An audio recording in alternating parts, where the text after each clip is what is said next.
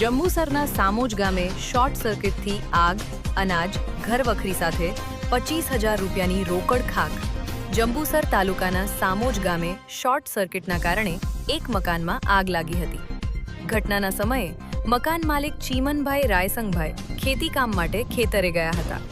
આગની જાણ થતાં ખાનગી ફાયર બ્રિગેડની ટીમે સ્થળ પર પહોંચી આગ પર કાબૂ મેળવ્યો હતો.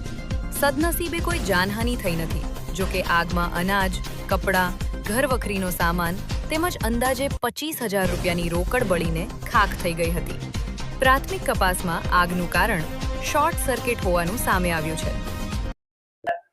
અમારા ગામ સામોજમાં ચીમનભાઈ રાયસંગભાઈ પટિયાનું મકાનમાં શોર્ટ સર્કિટના કારણે આગ લાગવામાં આવી છે.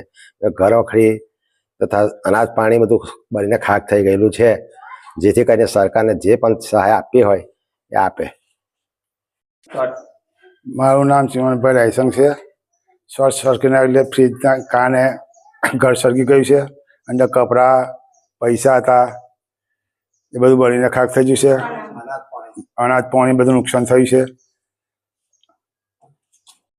મારું નામ ચેતનાબેન સતીશભાઈ છે. મારું ગામ સામોદ છે. મારું ઘર હરગવાથી શોર્ટ સર્કિટ થવાથી મારા ઘરમાં નુકસાન થયું છે. 25,000 રૂપિયા બળી ગયા છે.